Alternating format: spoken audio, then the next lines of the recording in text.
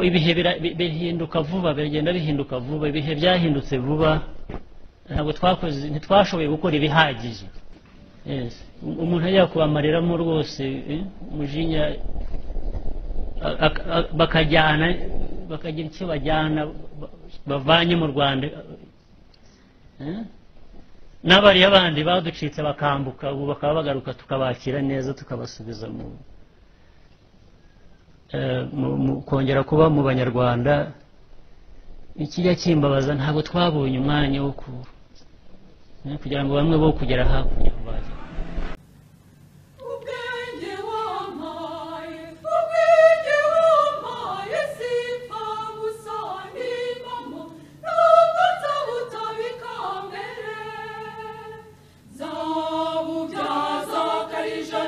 Ruzamenya gusoma mu Rwanda, ruzafatikara mu Rwanda, ruzatsura umubano mu Rwanda, ruzahuza amahanga rwihandagaze, ruhagaragaze ibyiza rusoze neza.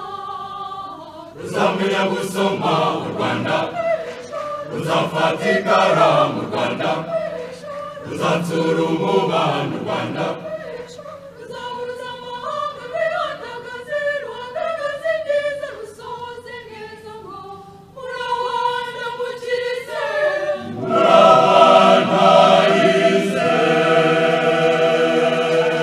Alors, docteur, vous avez la parole.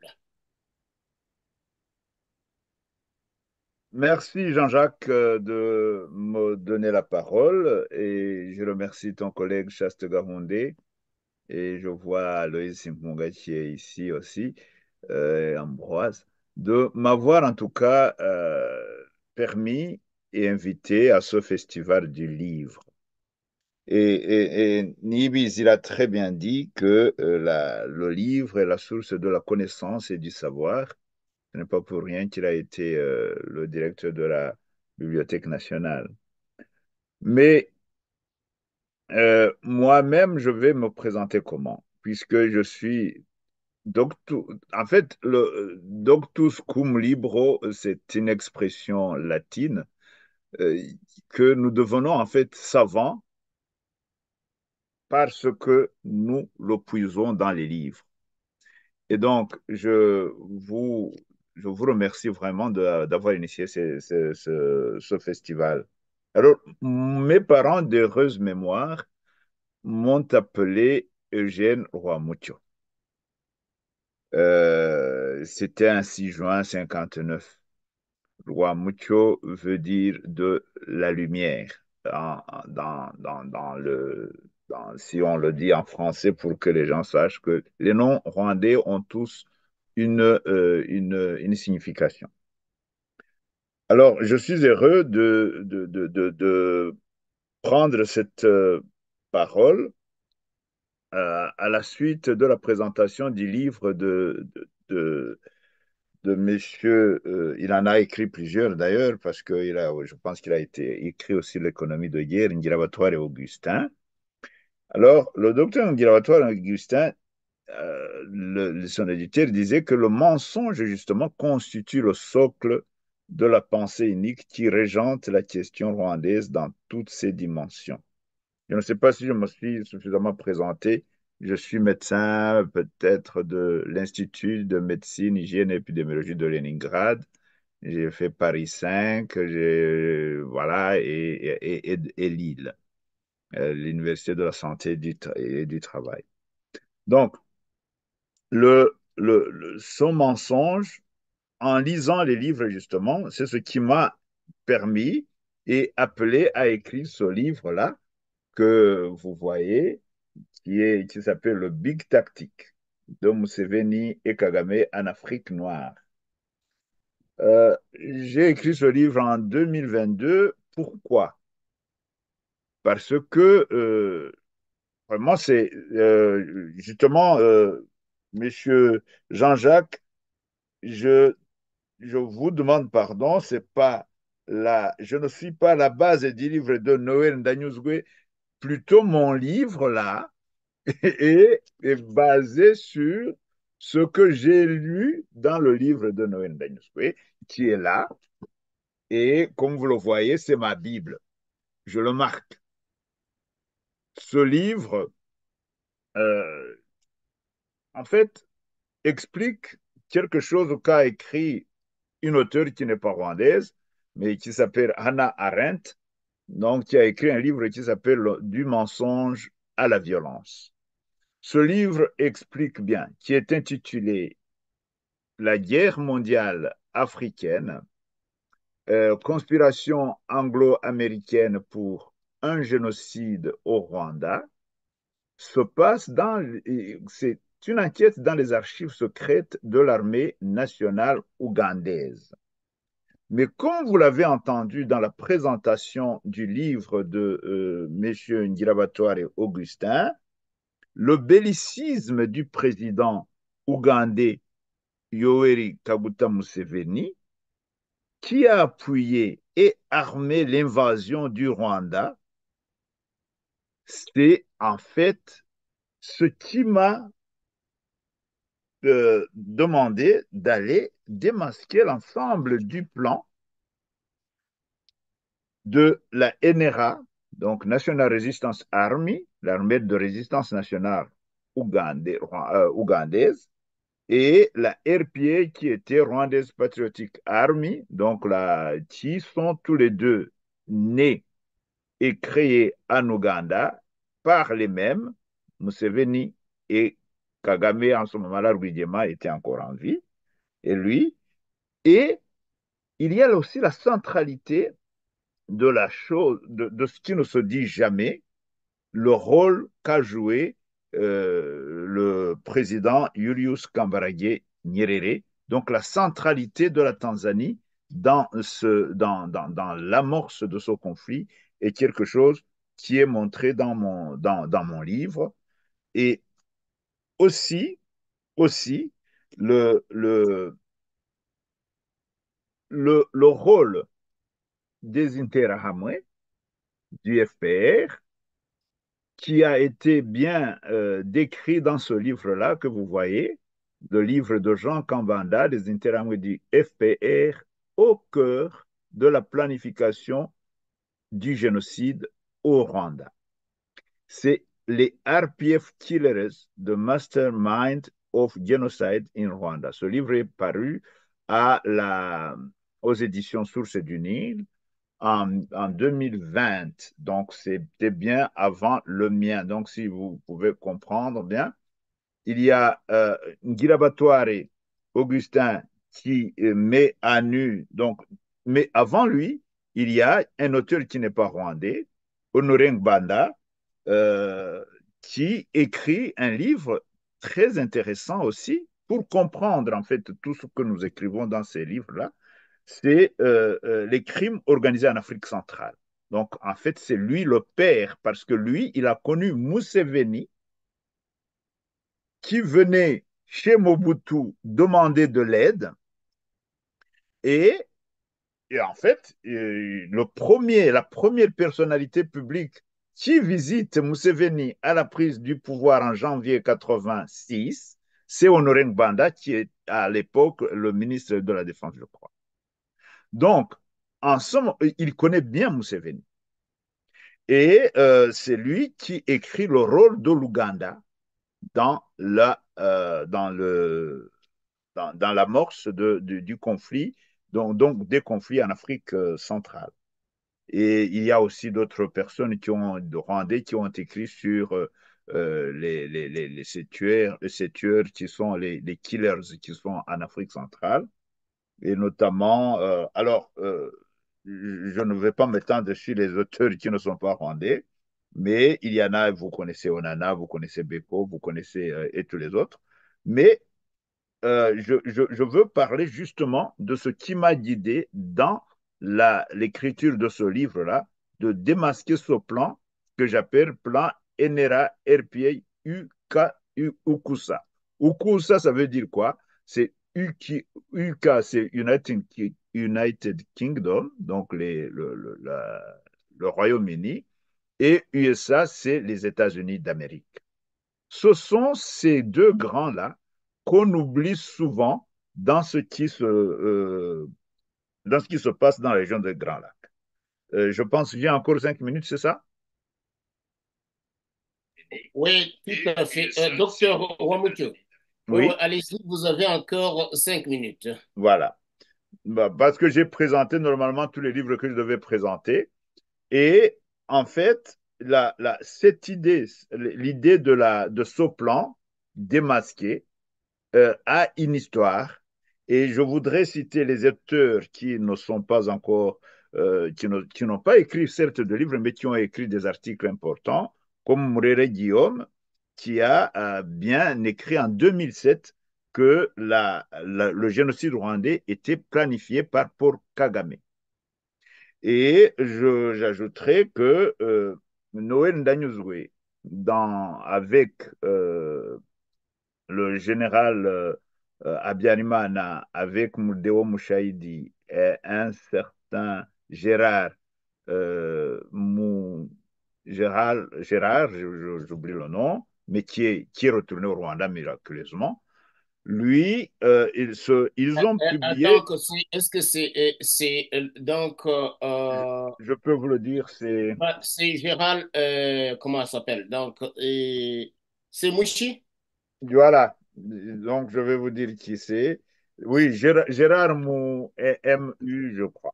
Donc, alors, ils ont publié un texte qu'on appelait Le peuple crie justice et qu'ils ont envoyé au Conseil de sécurité des Nations Unies.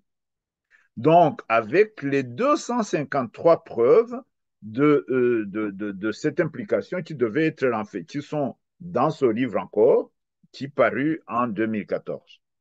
Et alors, il y a en 2010, le Pierre Péan a écrit un livre qui s'appelle Carnage. Et en 2020, alors, ce sont les Interahamwe du FPR qui est venu nous dire qu'en fait, le concept Interahamwe dont on parle souvent comme tueur dans notre région et surtout au Rwanda, sont, en tout cas, ont un lien conjoncturel et un lien matrimonial ou patrimonial avec le FPR. Ce que aujourd'hui, ils essayent de dire que ce n'est pas vrai.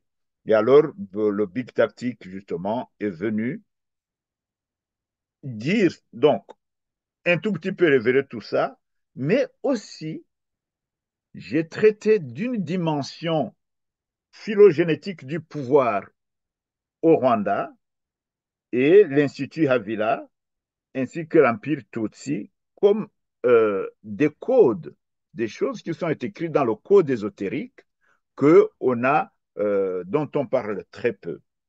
Alors, je voudrais ne pas abuser de donc du temps, de respecter mes 10 minutes, mais tout cela, je le fais pour rechercher la vérité. Ça, c'est un petit livre de celui qui va certainement présenter après moi, un auteur rwandais qui s'appelle Ferdinand Nahimana, Le combat pour la vérité. Donc, la plupart de ces livres, quand même, ont cette connotation de révéler la vérité parce qu'on croirait, lorsqu'on on oppose les Hutus et les Tutsis, en tout cas les ethnies au Rwanda, c'est que parfois, c'est comme si ceux qui sont accusés, les Hutus, n'auraient pas un sang qui soit rouge. Et ça, c'est un auteur qui est oublié aussi de feu mémoire que je voudrais présenter. Donc, D'accord. Baraya Bouiza, Jean Donc, Bosco. docteur Eugène Roy-Moutieu, je pense que donc votre exposé vient de toucher à sa fin et vous l'avez bien épinglé en 11 minutes pour dire qu'il vous reste encore 4 minutes au cours desquelles vous allez être. Donc, on va vous poser une question. Alors, la question donc est prioritaire pour l'audience qui nous suit. Qui nous suit. Est-ce que pardon, Chaste Gahoundé, y a-t-il quelqu'un qui aurait posé la question donc au docteur Roy Moutieu?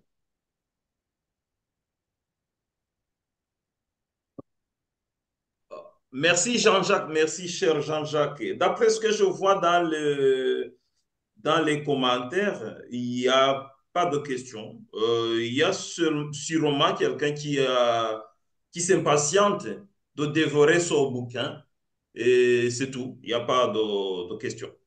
Donc, alors, le problème ne se pose pas. Donc, dans notre studio, nous avons Aloïse Simpunga, journaliste de la radio chère The Power of the Truth. Il peut aussi poser la question, comme toi-même, comme moi-même. Alors, j'aimerais de vous donner la priorité, grand frère Aloïse Simpunga.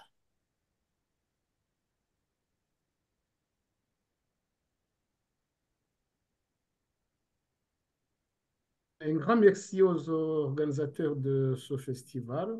Euh, c'est quelque chose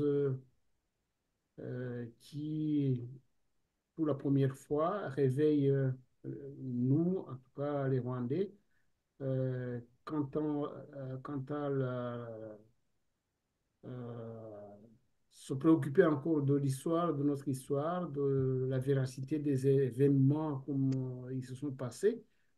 Euh, Après après ces félicitations aux organisateurs, je voudrais féliciter aussi les écrivains, hein, les gens qui ont présenté des livres, les gens qui n'ont pas présenté des livres, mais qui les ont écrits sur le Rwanda, sur notre histoire. En tout cas, pour nous les Rwandais, ça n'a pas de prix parce que écrire, c'est pas donné à tout le monde, même si chaque Rwandais a de quoi raconter. Je remercie beaucoup spécialement le docteur Eugène Rwamucyo qui a essayé de nous montrer une vue d'ensemble sur les livres qui ont été écrits sur ce qui est derrière le conflit qui a ravagé notre sous-région, en se basant sur d'autres auteurs, en se basant sur donc son expérience. C'est vraiment sans prix pour nous les Rwandais. Euh, J'aurais envie de l'encourager, en tout cas aller de l'avant pour puiser dans notre passé vraiment et écrire encore d'autres livres parce que les zones d'ombre, ça finira jamais. Donc, euh, bon, en tout cas, qu'il y pense, le docteur Eugène Rwamucyo, je sais que c'est un grand penseur. J'ai eu l'occasion de converser avec lui. Donc, il a beaucoup de choses à raconter. Euh, Enfin, je voudrais clôturer par une petite question, si s'il a bien l'amabilité d'y répondre. Docteur Eugène Rwamucyo, comment pouvez-vous expliquer que notre histoire, donc l'histoire récente de notre conflit, je ne sais pas si vous m'entendez bien, assez Je bien. vous entends parfaitement, oui. OK. Euh, Notre histoire a été racontée de milliers de façons. Et pourtant, l'événement, nous l'avons vécu de la même manière. Alors, comment se fait-il comment voyez-vous qu'est-ce qui a fait que, justement, il y ait eu plein derrière cette histoire qui n'ont pas été révélées, donc, tellement que ça vient au compte à goutte, au goutte à goutte. Euh, et vous n'êtes pas, c'est bien d'avoir vraiment révélé plein de choses, mais Aloïse, oui, augmentez votre volume, s'il vous plaît. Votre voix est très bas. oh, je m'excuse, en tout cas, moi je sens, j'entends ma Mais voix. je l'entends, hein, on l'entend. Donc, Sans difficulté. Alors, allez-y, allez-y, allez-y. je clôturais ma question. Donc, docteur Eugène Rwamucyo, comment se fait-il que il y a plein d'ombres, de zones d'ombre euh, dans notre conflit? Et qu'est-ce qui s'est passé? Pourtant, tout se passait au grand jour. Qu'est-ce qui s'est passé, docteur Jindou? Bon, vraiment, c'est une très bonne question et je vous remercie, hein. C'est très simple. La dernière parution de Forbidden Stories, je n'apprends rien. Je pense que c'est une question d'actualité. Tout le monde l'a bien suivi. Alors, ce qu'il s'est passé chez la Loïse, c'est d'entendre que dans la semaine même, le primat de l'Église catholique, qui est le plus grand, qui devrait normalement compter parmi les plus grands, les grands intellectuels, les hommes d'une parole qui pèse, qui fait autorité, déclare que depuis 30 ans, au Rwanda, il n'y a jamais eu ni de réfugiés, ça c'est le cardinal Kambanda qui le dit, ni de personnes tuées, oh mon Dieu. Alors que les Forbidden Story nous a donné, enfin, a révélé déjà ce qui était déjà connu, mais qui ne se disait pas. Qui ne se disait pas pourquoi?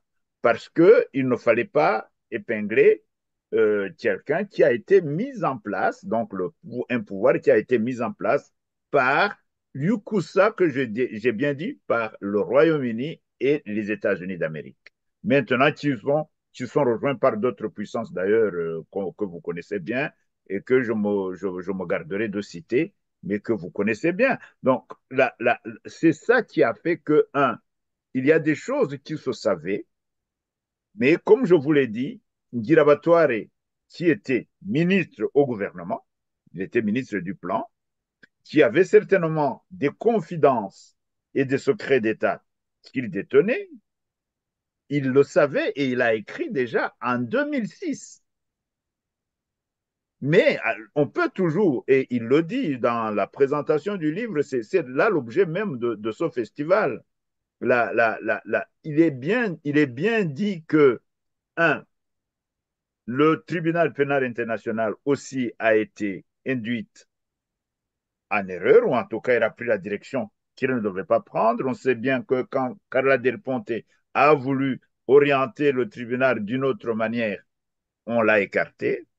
On sait bien ce que vaut le harcèlement moral, politique, judiciaire et diplomatique des Rwandais qui sont à l'extérieur, que vous tous, que la plupart subissent, et qui est exercé par des puissances. Donc, tout cela, et donc, si le tribunal pénal international a été instrumentalisé, c'est-à-dire que les tribunaux nationaux aussi peuvent l'être, donc, il y a l'histoire, vous connaissez le rapport du Clert, le tout dernier, qui a été offert à celui-là même qui devait être accusé, donc au gouvernement rwandais. Donc, voilà pourquoi les choses ne viennent pas tellement à compte-gouttes, puisque toutes ces choses-là que j'ai racontées, ils n'ont pas été publiés hier, ils ont été publiés depuis longtemps. Mais la question, c'est que vous, peut-être vous les journalistes et les autres aussi, j'allais vous poser la question, pourquoi avez-vous peur d'aborder ces questions?